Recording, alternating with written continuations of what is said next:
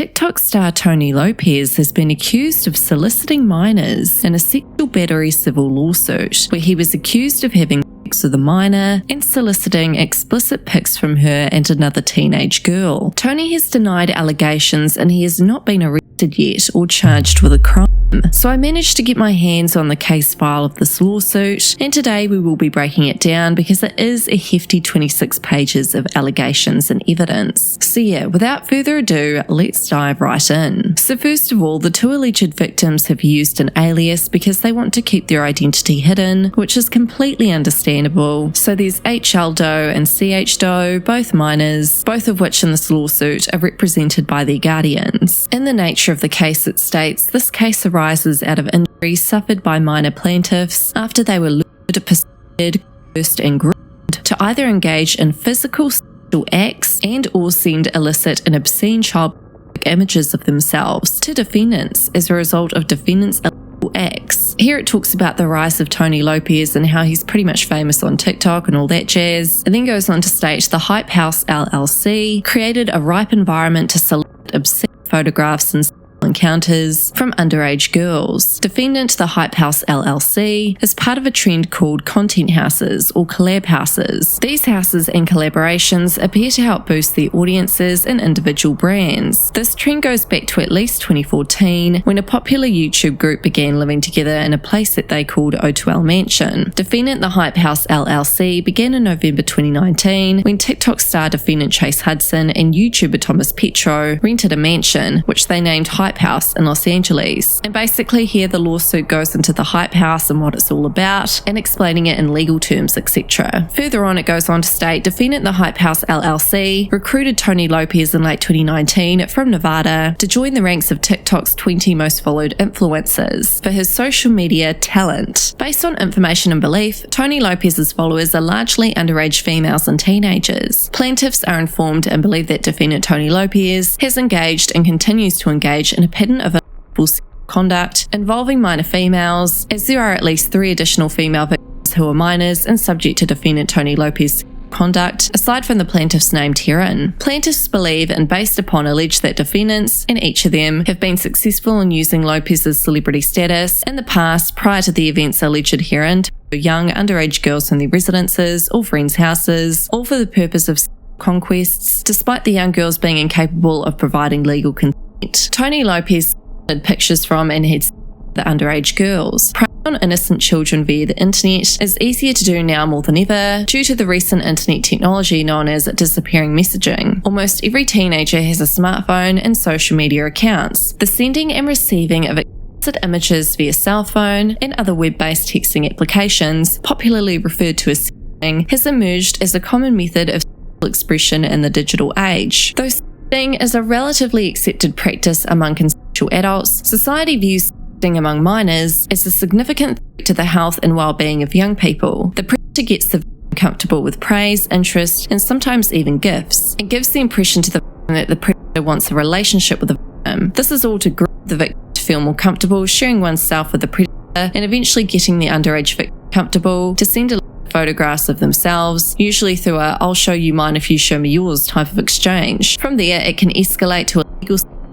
to the minor. In February of 2020, a handful of Twitter users claimed to have nude photos of several TikTok stars, including Tony Lopez. Lopez publicly owned up to snapping the pictures back in August of 2019, claiming he was a victim of catfishing. In August of 2020, several teenage victims came forward and accused Tony Lopez of soliciting nude pictures from them while they were underage. These young women had the evidence of direct messages from Lopez via social media with screenshots and recordings implicating the unlawful conduct of defendant Tony Lopez towards them. One of his alleged 15-year-old victims claimed Lopez sent lewd direct messages, DMs, and requested nudes. Shortly thereafter, more girls came forward. The stories were eerily similar, that Tony Lopez used his status as a social media influencer to solicit and underage female fans for his own purpose, use and entertainment. There was a similar pattern to his actions from victim to victim.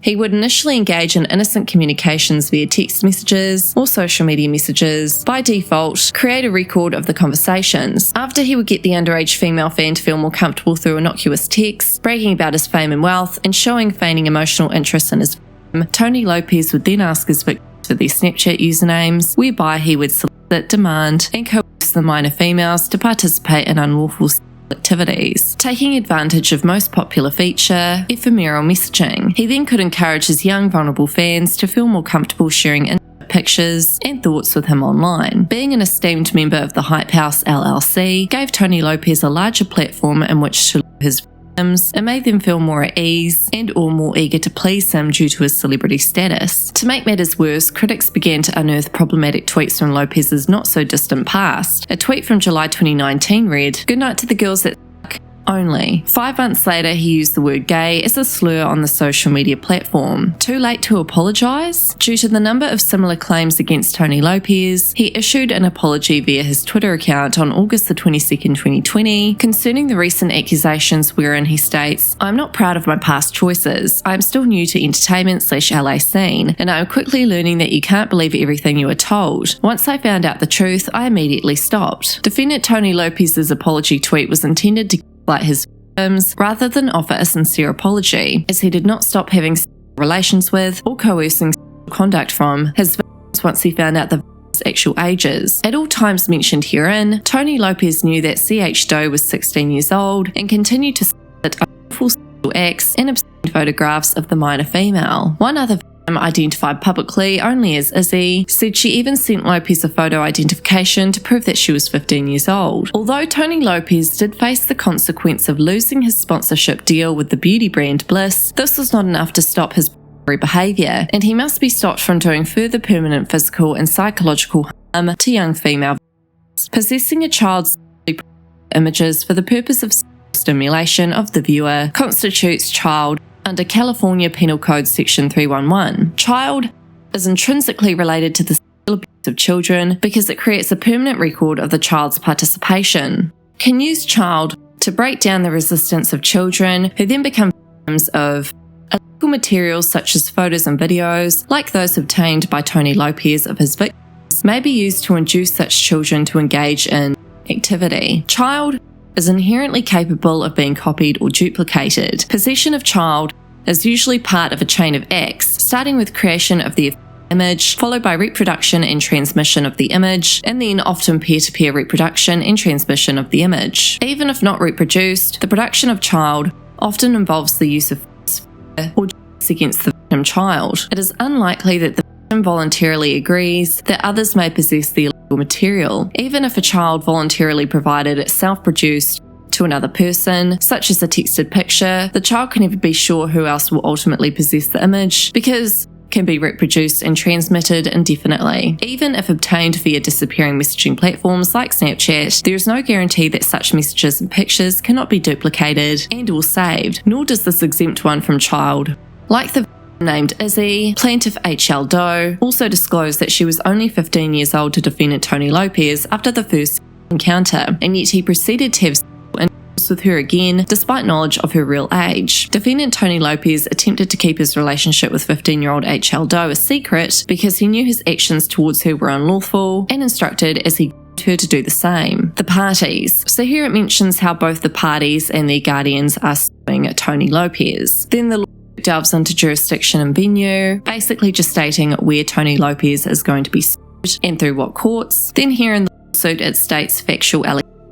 On January the 3rd, 2020, HL Doe and defendant Tony Lopez began communicating via text and social media. At the time of their communications on social media, Tony Lopez had millions of followers on Instagram and was already part of defendant The Hype House. After Tony Lopez and HL Doe exchanged many text messages, Tony Lopez asked for HL Doe's Snapchat username to exchange Snapchat messages. Tony Lopez corresponded with a minor under the guise of his social media superstar status and affiliation with The Hype House LLC. After Tony Lopez and HL Doe began communicating via text message, but prior to meeting in person, Tony Lopez sent text messages for the purpose of gaining trust, comfort, or to otherwise HL Doe, a minor, including but not limited to, "I'm trying to marry you," indicating he wanted a relationship and not just sex with HL Doe. At all times relevant, Tony Lopez was 20 years old and knew that HL Doe was a minor. HL Doe was 15 years old during the course of their communications and physical encounters, and legally incapable under the law of consent and the other context detailed herein. On multiple occasions, first on January the 4th, 2020, and again on January the 19th, 2020, Tony Lopez convinced, induced, and lured H.L. Doe away from her friends and other people and isolated her to be alone with him. Defendant Tony Lopez knew H.L. Doe's age and by gaining her trust and confidence, learned of her dysfunctional family background. On at least one occasion, Tony Lopez picked up H.L. Lopez in his white SUV and drove her to his residence. Defendant Tony Lopez bragged about his fame and wealth and used his public platform to his advantage to further gain the trust and confidence of H.L. Doe. On or about January 4th, 2020, and again on or about January 19th, 2020, Defendant Tony Lopez induced and coerced H.L. Doe into unlawful acts with him, including oral coercion and vaginal intercourse, without the legal and true consent of H.L. Doe, who could not legally consent to the acts due to the fact that she was a minor. Tony Lopez regularly praised H.L. Doe for her sexual abilities. Tony Lopez did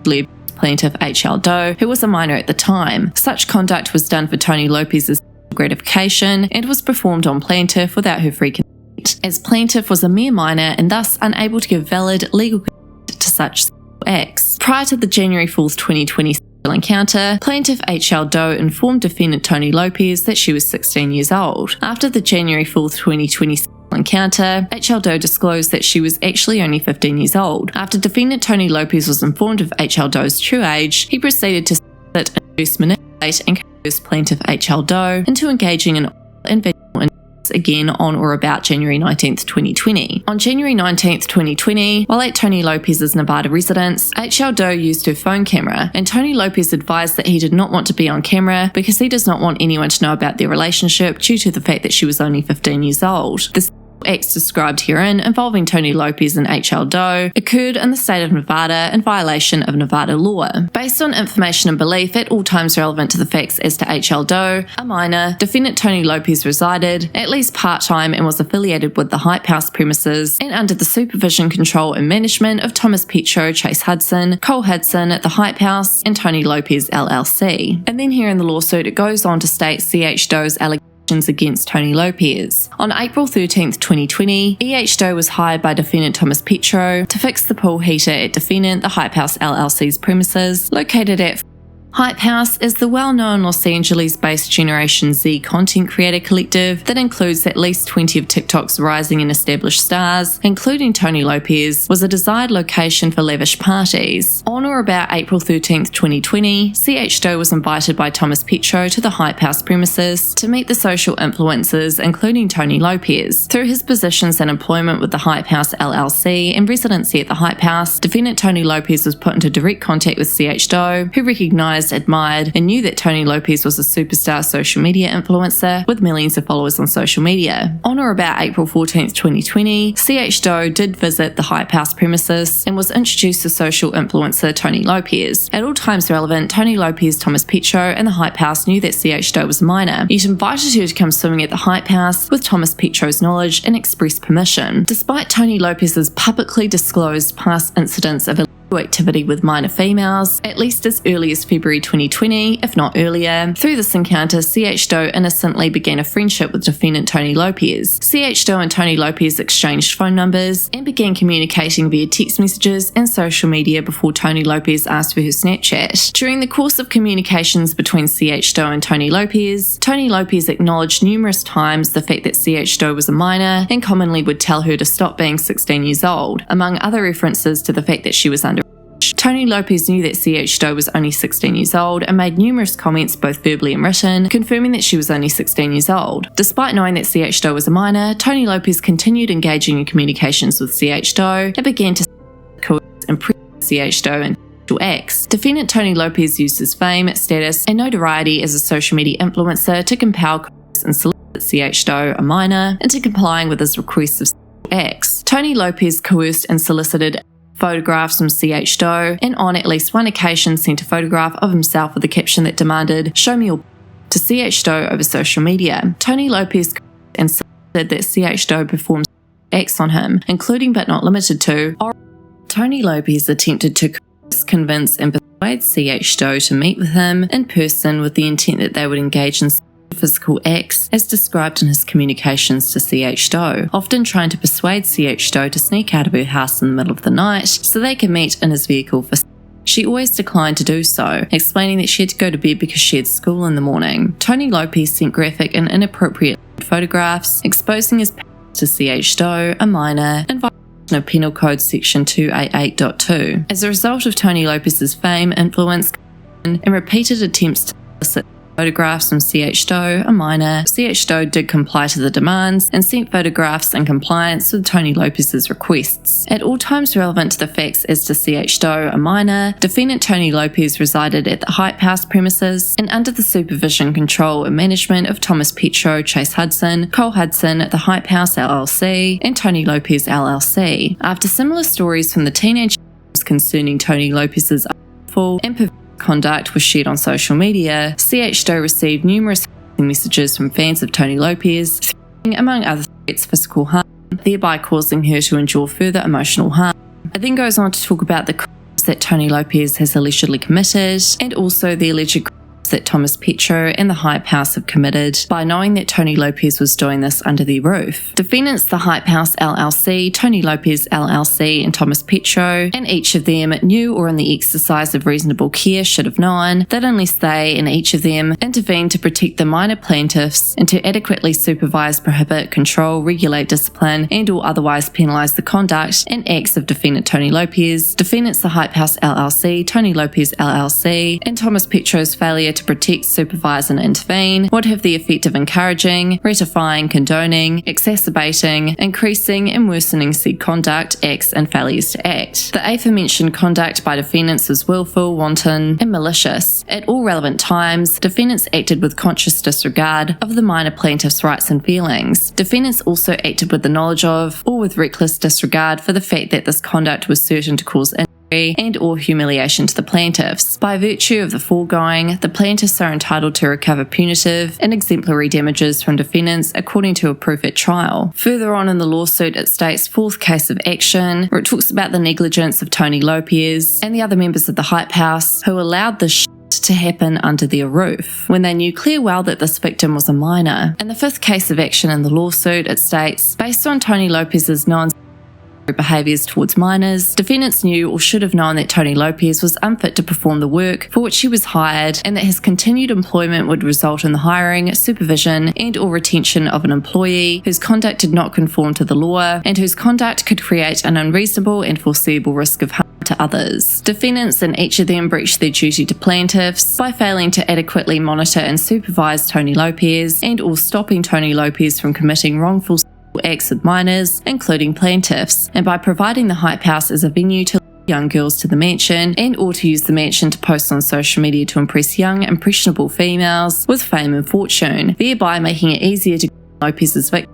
This belief is founded on the fact that defendants knew or suspected the abuse and or was occurring at the time and failed to investigate into the matter further. At all times here and relevant, Tony Lopez, Thomas Petro and the Hype House invited minor CH Doe to come swimming at the Hype House in April of 2020 with Thomas Petro's knowledge and express permission. Despite Tony Lopez's publicly disclosed past incidents of activity with minor females that were exposed in February of 2020, based on these facts, defendants knew and or should have known of Tony Lopez's propensity to engage in or otherwise minor girls into performing acts at his request. As a direct and or proximate result of defendants' acts or omissions to act, defendants have caused plaintiffs to suffer emotional harm that will likely continue for the rest of their lives and in an amount to be proven at trial. Defendants' negligence in hiring, supervising and or retaining Tony Lopez was a substantial factor in causing plaintiffs harm. Then in the sixth and seventh cause of action, it basically goes into talking about the infliction of emotional distress on the victims. So yeah, he's in for one hefty lawsuit. He's claimed to multiple news outlets that he is innocent, but I guess the receipts and evidence gathered will prove whether he's guilty or not. So what are your thoughts on all this? Let me know in the comments.